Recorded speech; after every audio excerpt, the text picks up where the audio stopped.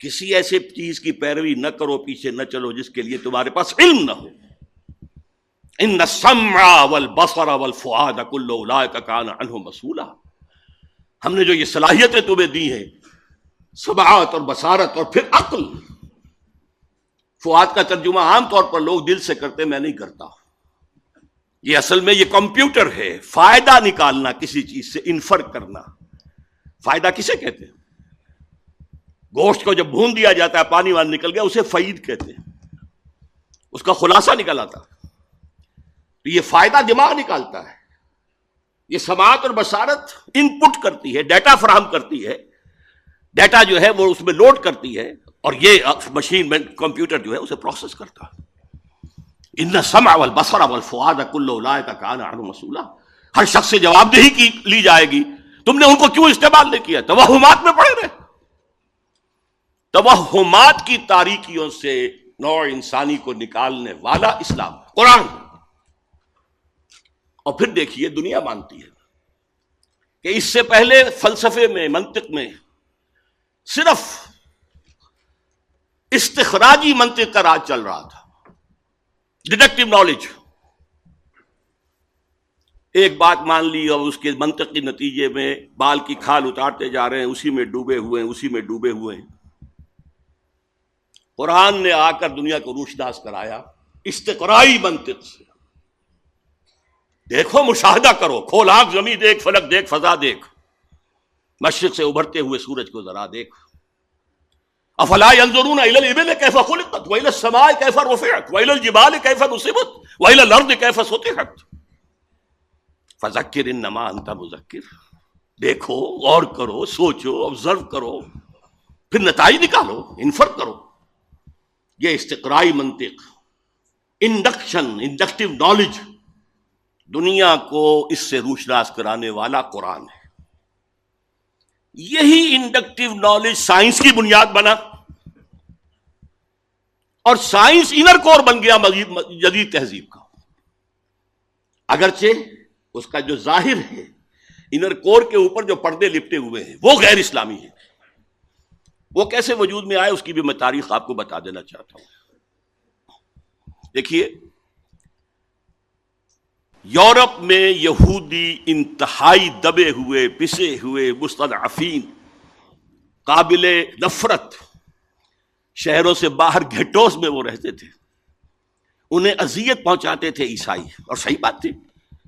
عیسائی جسے اپنا خدا مانتے، خدا کا بیٹا مانتے، وہ کہتے وہ حرامزادہ تھا، باسٹرڈ، سن آف مین، ولد الزنا، جادوگر تھا، کافر تھا، مرتد تھا، واجب القتل تھا. اسی لیے ہم نے اسے سولی پر چڑھوایا.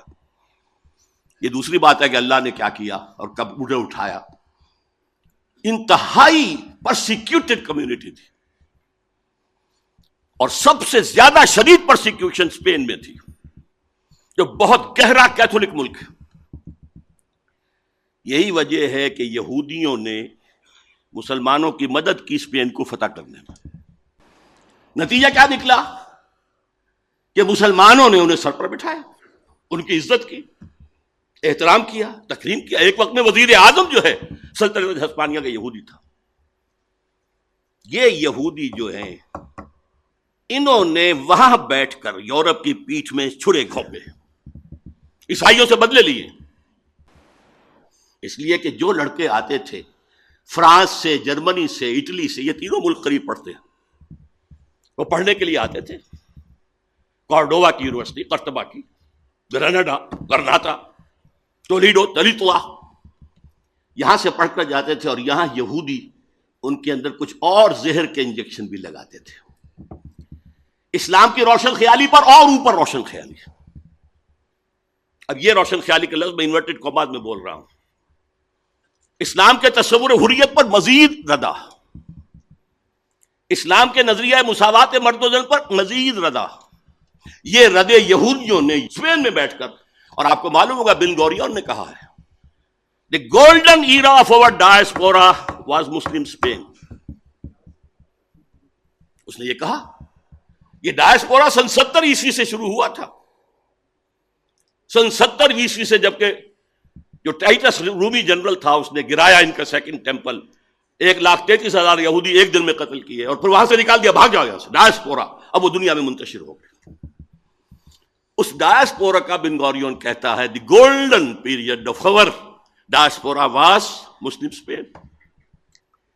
جیسے انہوں نے مسلمانوں کی پیٹھ میں خنجر گھونپا، ایک یہودی عبداللہ ابن سبا نے وہ فتنہ اٹھایا جو آج تک سنی اور شیعہ کے اختلاف کے صورت میں، اب تو خون بھی بہہ رہا ہے، اس سے پہلے خون نہیں بہتا تھا۔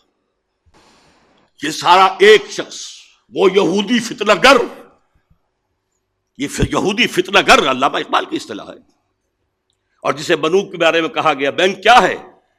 فکر چالاک یہود۔